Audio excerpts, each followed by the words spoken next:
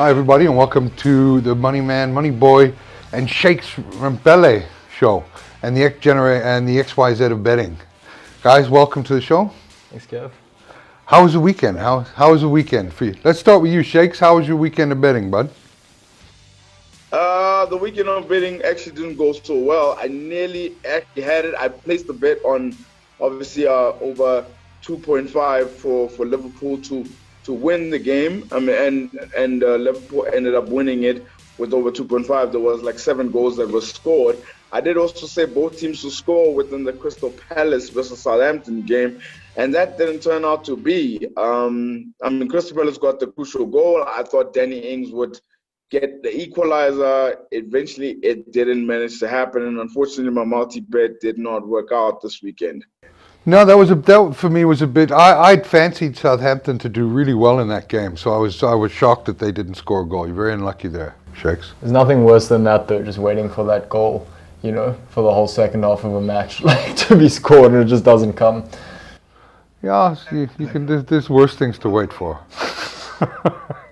You know what's even crazy, Oliver, is that the Crystal Palace goalkeeper Guaita was in great form in the second half, because after Crystal Palace took the lead, they were sort of playing on the counter and defending, and he was making save after save and even making a save at last minute as well.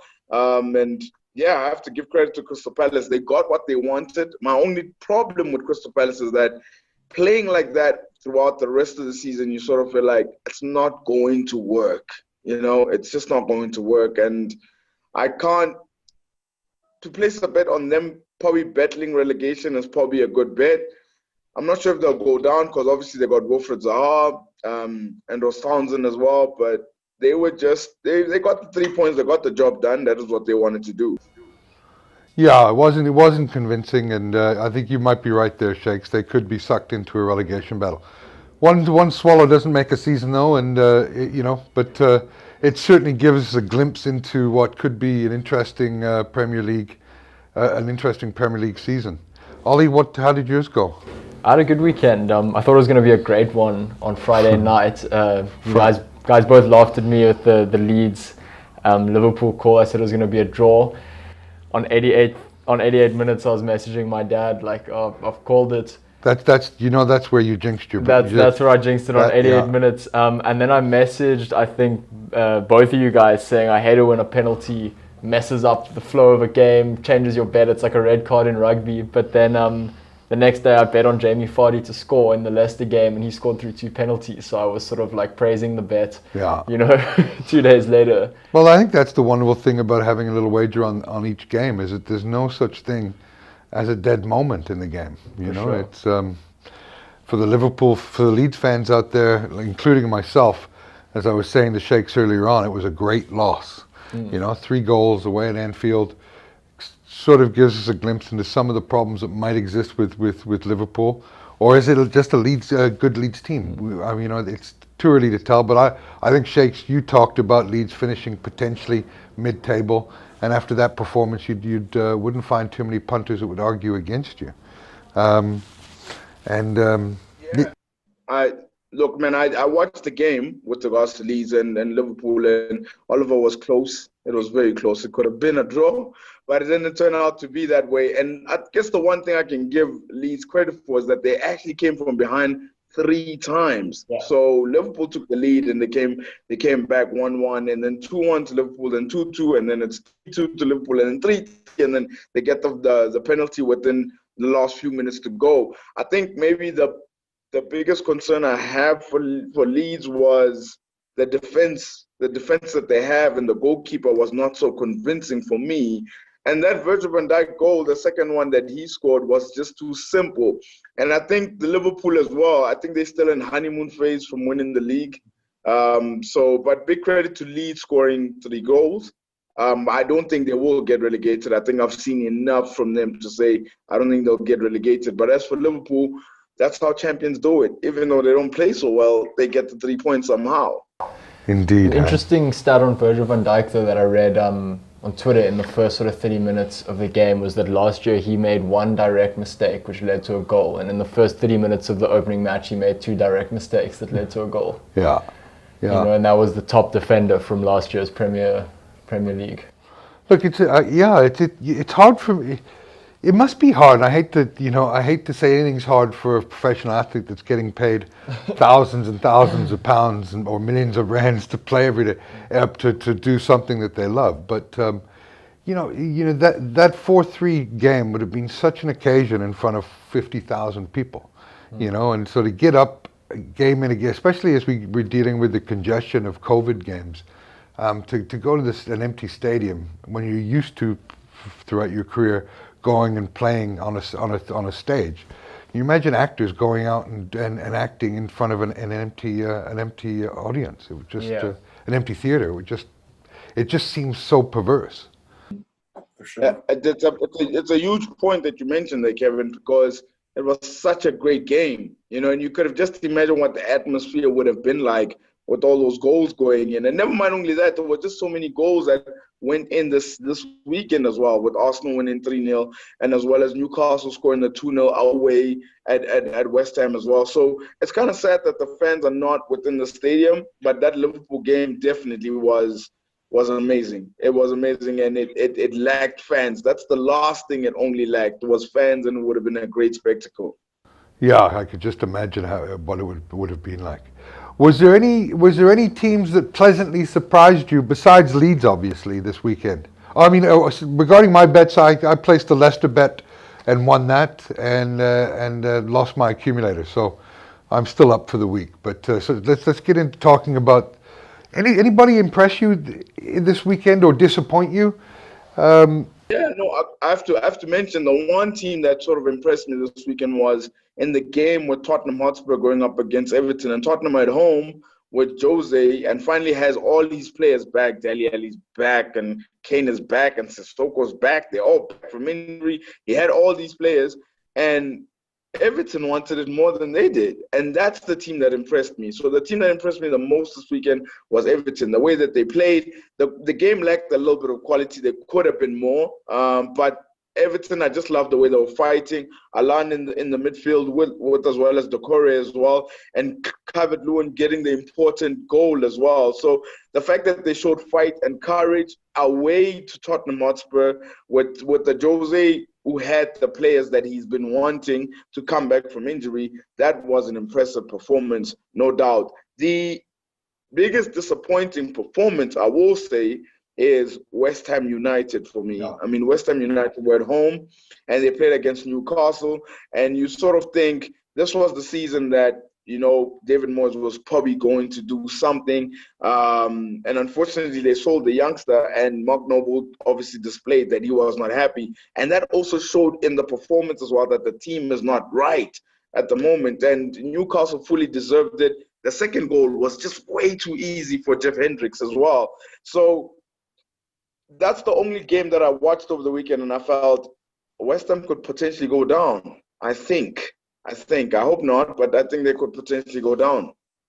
You mentioned that in the previous show as well, hey, Shakes, that West Ham could be sucked into a relegation battle, and they've done nothing to prove you wrong in the first game, because, as I said to you earlier on, and West Ham, Newcastle aren't a good team. They're just reasonably they're well coached, I guess. And they don't. I mean, you've got Andy Carroll as your only striker in that team. Yeah, no. You mentioned a good point in terms of Newcastle being well coached, and Steve Bruce has them defensively not giving any chances to players. And the nice thing about Newcastle is the two new players that they signed, Jeff Hendrickson as well as Callum Wilson, actually got the goals. So I think that'll be a positive for Newcastle. But as for West Ham United, you sort of feel like this is a team that every season talks about ambitions of being in the top 8. And it just always just seemed like every season they finishing, 15th, 14th, 13th, maybe fighting relegation at times. And of all the games that I watched, that's the only game I looked at. Despite Tottenham losing, despite Fulham losing, I thought that was only the first game. But the West Ham one, I watched that team and I thought something bad might just happen to this team if they don't get things right and change it up. Yeah, they have an odor of relegation about them, I guess you could say. It's and especially like you say with an unhappy squad. But when you spare thought for David Moyes, who, what 3 years ago was called by Alex Ferguson. I'm convinced it was a pocket dial, but called by Alex Ferguson to come in and take over Man United and usher in the new era. And now managing a team like West Ham that to me, for all intents and purposes, looks like they will be sucked into relegation. Can you just imagine the sort of the highs and the lows of the managerial career to be, I mean, that's quite a Fall trip. from grace. Yeah. Oh, it definitely is a risk, Kevin, because if people can remember back then, before he actually took over at Manchester United, David Moyes actually had everything like challenging for top four on a consistent basis. They were finishing top six. There was even a time they pipped Liverpool to top four, and they were actually within the Champions League. And now, obviously, he was picked by Sir Alex, and Sir Alex wanted him to come through. And I don't think anyone would have said no. I think even if Sir Alex called Kevin would have went to go manage Manchester United. Maybe, we don't know. But at the moment, then after that, United didn't go so well. And let's not forget, his time at Real Sociedad as well didn't go so well within La Liga. So it just seems like his career is going a little bit, it's just going down at the moment. And I just also think he has to do something right here at West Ham, because we've seen this movie before. As I've mentioned before, he was hired before to keep them up, which he did. And the following season, he got sacked. And starting off the season with a loss, which in essence, you could say, luckily the fans were not there, and he started the season with a loss. And it's not even just the loss; it's how they lost. Yeah. They didn't have the oomph, and I just really feel like he could be getting sacked again. Yes, I mean, I think him and Mourinho are the two front runners right now, and Frank Lampard may join them tonight. But, speaking of Frank Lampard, what are your guys' sort of thoughts for tonight? Yeah, are you making any bets tonight, Shakes?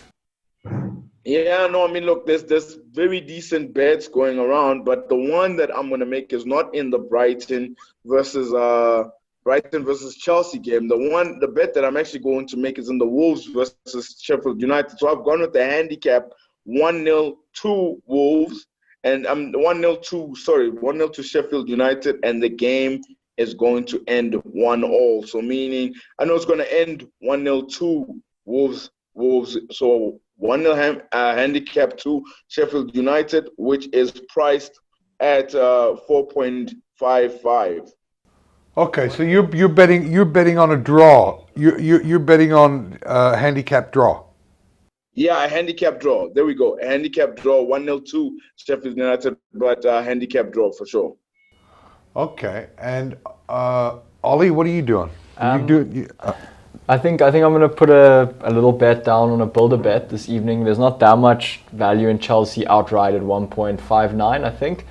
So I'm going to put a builder bet on Chelsea to win, Timo Werner to score. Hopefully, he did score in that sort of friendly that he played for Chelsea. And then over 2.5 goals. I see it being a 3-0, maybe a 3-1, considering Chelsea's defense, their goalkeeper's not, sort of their strong point. But definitely think, those three combined returns 3.1. Okay. So $100 on that. Hopefully get back 300 Rand tonight. Yeah, I think that I'm just going to watch this one, guys. I think I'll watch and see how Chelsea play and just judge and see if there's any chemistry.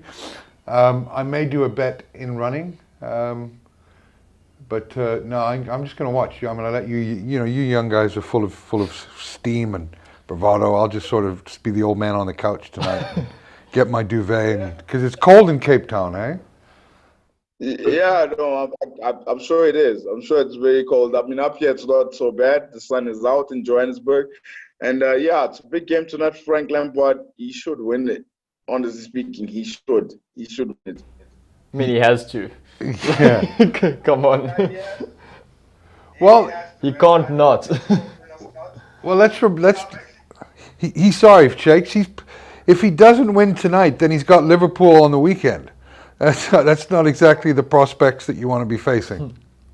Yep, you don't want that. You don't want to start off the season with a draw or I mean, these guys they've spent the most within the window as well. Let's not forget that. And the last thing you want is to start the season and you didn't beat Brighton, or you drew with them, or you lost to them. So there's actually no excuses for Frank Lampard and his team. They actually have to go and get the goals. And I can't wait to see some of the fresh faces that they've bought. Timo Werner especially, I'm keen to see him. Is Kai Havertz going to feature? That's also another one. Is Thiago Silva going to feature as well? That's another one that I'm looking forward to. And Kepa as well. He's probably going to start. It's a big season for him. He needs to pull up his socks, essentially. Absolutely.